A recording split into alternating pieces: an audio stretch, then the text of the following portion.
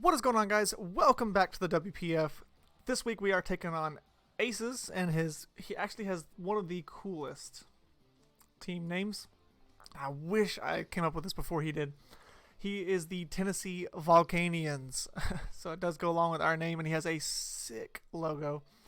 It's the old Tennessee Vols logo with a Volcanian on it, and I love it.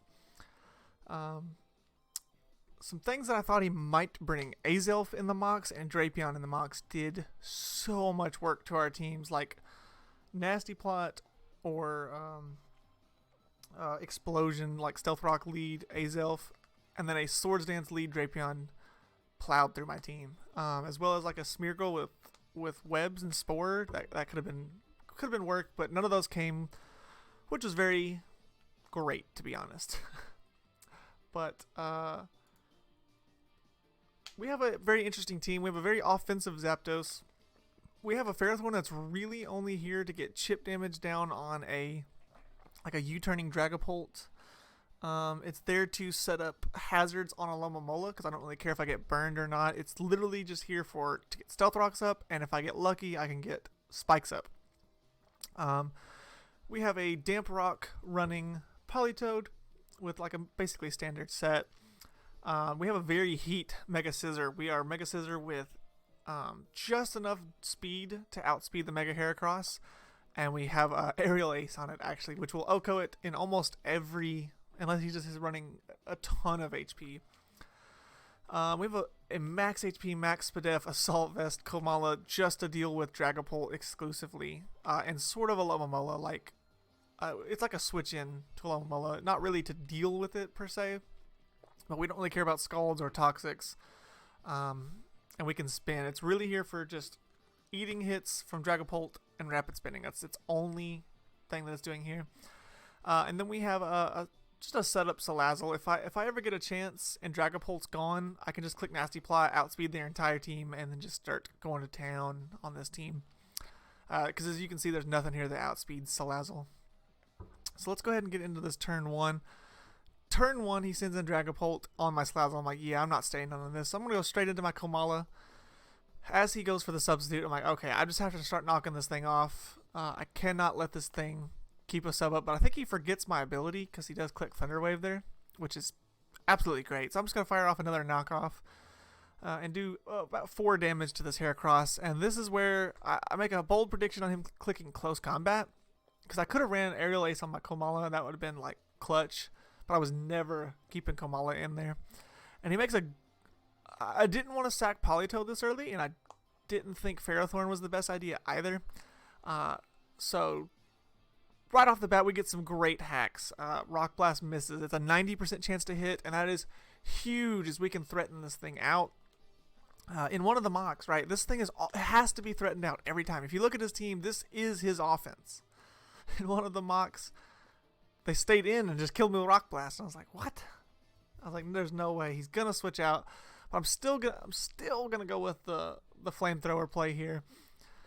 Substituting isn't, I don't think, my best option right now. Not with a Lomomola here. The crit there tells me not really much. Just and then he clicks Soak here. I'm like, okay, that's pretty interesting. If I could have clicked Sub and just, went to town. It was probably to put Toxic on our Ferrothorn, which is a pretty cool play.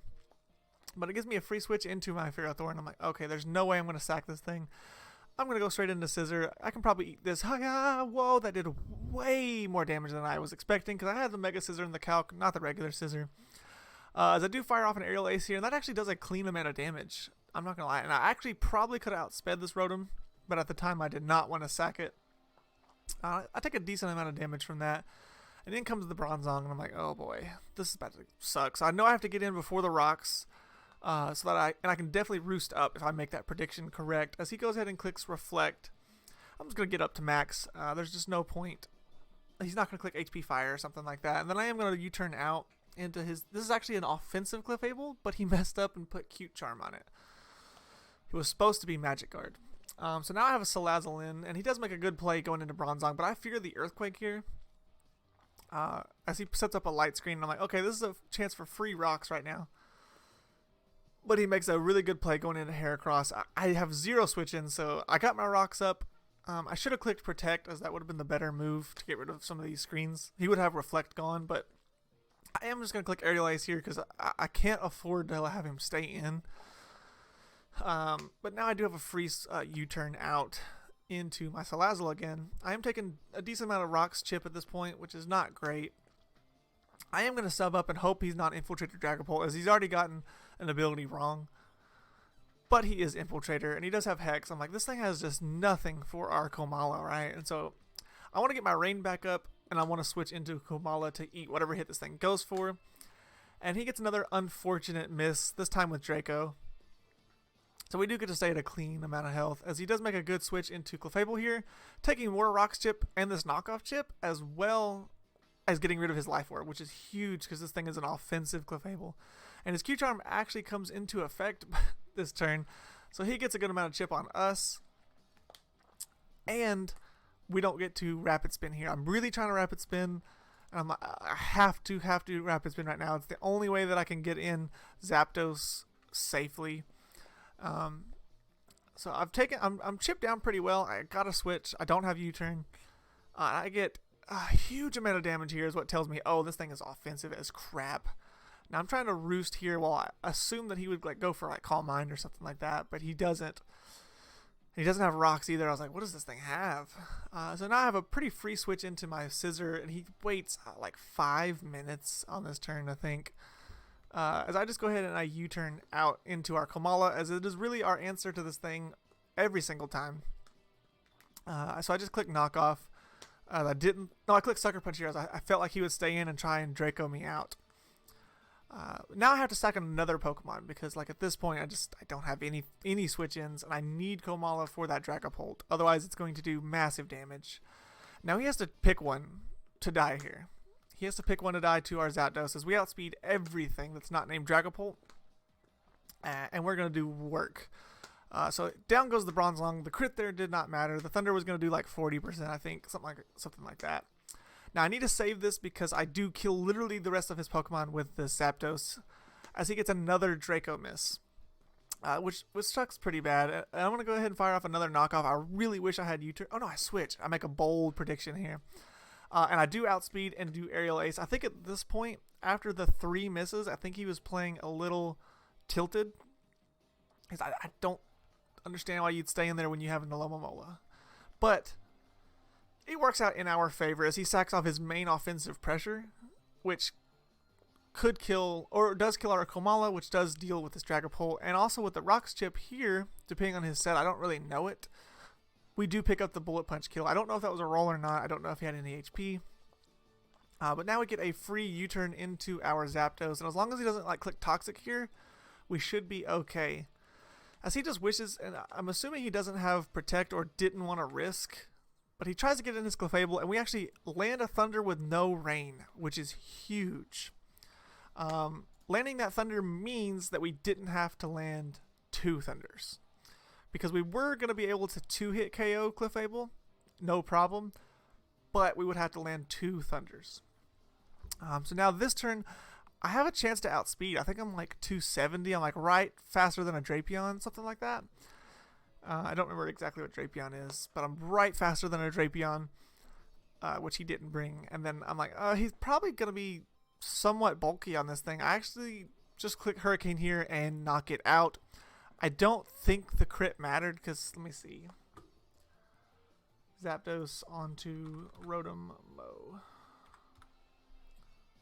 It was sitting at 58%. Even a max HP Rotom Mow, the lowest roll we could get is 60%. And so he had to be a good amount of bulk extra on there. And I don't really see that, to be honest. And even if the max he was doing was like 30%. So I think we were okay there. I don't think that crit should have mattered. And then the Thunder here, just really adding to our hacks win this week. We did get a ton of hacks in our favor, like on his side and our side, because we landed all of the moves that had like a 75% chance to land, and he missed, what's Draco, 95 or 90? So he missed all his 90% landing moves, which is perfect. So we do pick up a 3-0 win. I honestly thought we were going to catch a loss here. The early game, it was like 6-4, and I was not feeling it. It was rough. It was absolutely rough. I was like, yikes, we're going to pick up another loss. But right now we are sitting on 2 straight wins. Let's see if the thing is updated yet. Yeah, we're sitting on 2 straight wins. So we are sitting right now at 3-2 with +4 differential. If we had won our week 1 battle where we our Duosion got crit, we would be like +10, 4-1 right now. So I feel like we're doing pretty solid on this season. And I do like the new team that we have. I really like the synergy that Zapdos brings with Mega Scissor. Fairthorn is whatever. The thing seems to die like every single battle. It does nothing. So far it has 1 kill, 3 deaths. How did it even get a kill? I don't even know how I got a kill. Probably rocks.